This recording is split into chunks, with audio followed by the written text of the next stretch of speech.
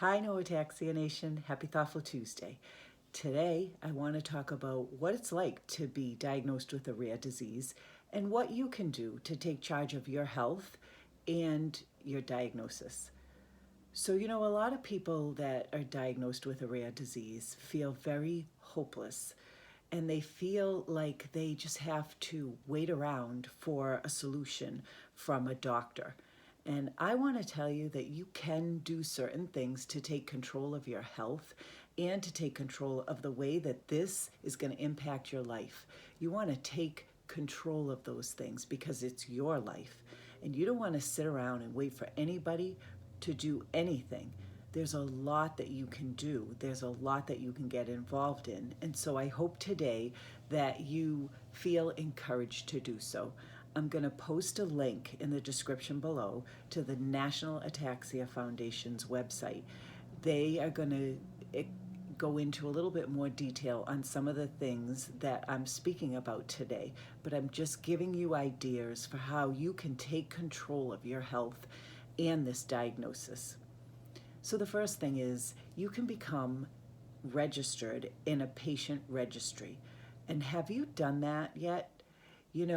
For those of you not new to my channel, you know that I talk a lot about the CORDS registry, which is the Coordination of Rare Diseases at Sanford University. And this is a registry that connects researchers with patients. And it's a great resource for both the patient and the researcher. So what are you waiting for? There's a link on the foundation's website that you can click on and register in the CORDS registry. Another thing that you can do is become involved in clinical trials. And so you can find out about these clinical trials through your neurologist or your primary care doctor, but you can also find out about them through the National Ataxia Foundation's website. So see what's in your area. See if there's some clinical trial that you can become involved in, and then be part of the solution to finding a cure. The other thing that you can do is be involved in different research opportunities. And again, those opportunities become available to you either through your neurologist's office, they may know of some, or through the National Ataxia Foundation. They do post those on their site. And then natural history studies, you can become involved in those. And those just require you to answer some questions about your family history. And they provide valuable clues to researchers and doctors. One thing that people tend to forget is when you have a rare disease, it's not only rare to you, it's rare to the medical community. And you are their partner in crime. You have to collaborate with them so that they can learn from you. There's much that they need to learn from you. And so you can be a really good advocate for yourself and for others in your family by answering some questions on this natural history study.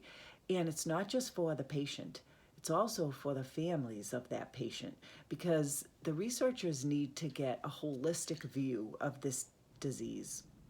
They want to see, is it, common in your family? Is it something that's new to your family? How many people in your family have been diagnosed with this before? And are their symptoms all the same, or do they vary somewhat? So as I say, valuable clues for the researchers.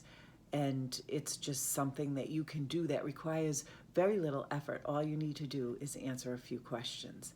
And then lastly, there's a tissue donation program.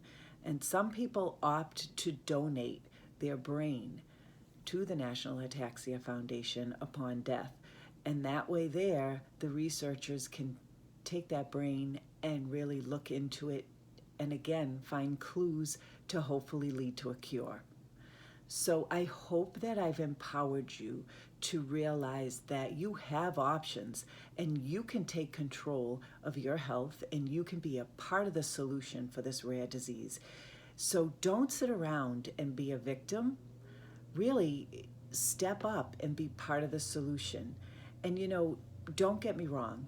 If you're newly diagnosed, you need time. You need time for you to absorb what's happening, to accept what's happening and to really understand what's happening.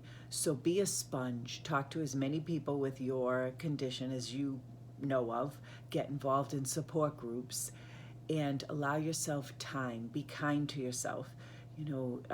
It's really, you're stepping through a grieving process, and there's a lot of loss that's involved. But then don't live there. Once you've allowed yourself that time, then muster up the determination to make a difference for yourself and for others. Decide that you are going to act and be part of the solution. Thanks for listening, you guys. Have a great rest of your Thoughtful Tuesday. And until next time, be safe and be well. I'll talk to you again next week.